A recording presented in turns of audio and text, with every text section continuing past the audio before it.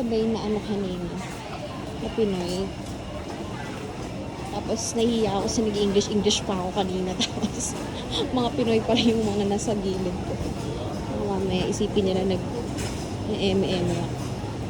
Oh.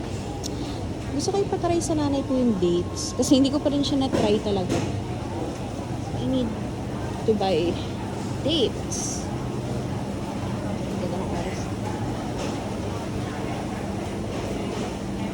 Nasa 10 pa lang siguro.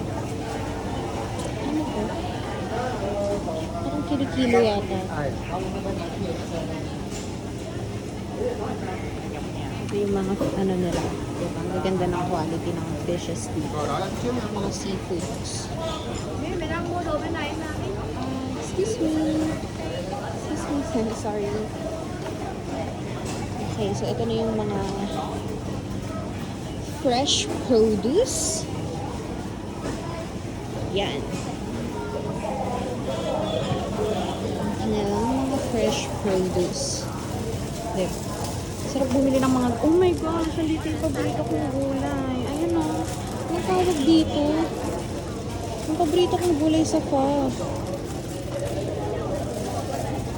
Gusto ko lang malaman kung ano yung ginagamit na dahon doon. Hindi ko kasi siya nakatanong dun sa ano. Pero yung ginagamit kong ano, ay ginagamit ako nakain kong ano doon. Gulay. Baka wala siya dito. Bakit hindi ko siya nahanap? Ito yata. Ay, hindi yan. Iba siya.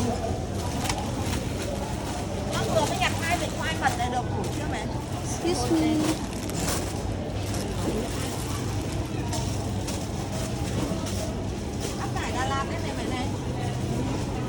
Diba? Ang mura ng mga gulay, oh. 17,000.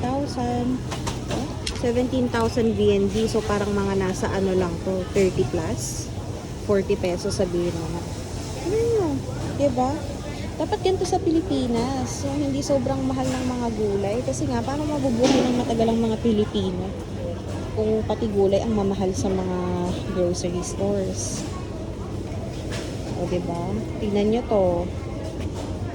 28,000 lang. I-times 2 nyo lang. Tapos dagdagan nyo lang ng konting ano. Diba? Ang mumura ng mga gulay dito, kasi na may bell pepper nila, 31,000 na.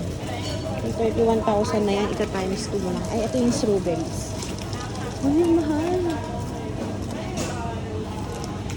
Oh, I'm sorry. I can't buy that. It's like 2 times the, 2 times the price of its candy.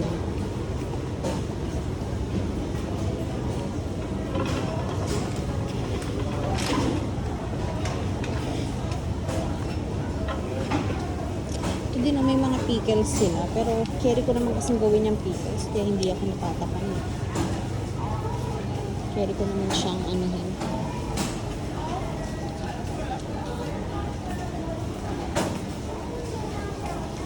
Ito yung mga ano nila. Parang mga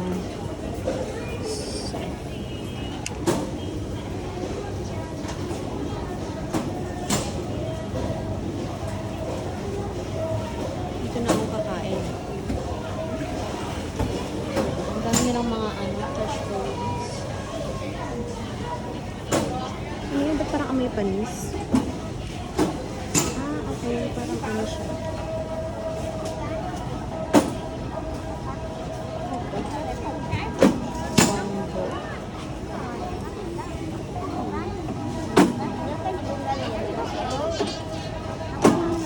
Yung parang ano, yung parang parang tinola na ano.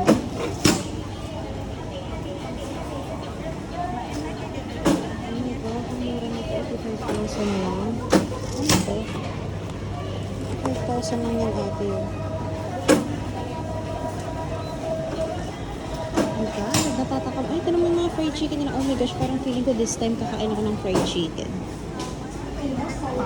Kakain yata ako ng fried chicken.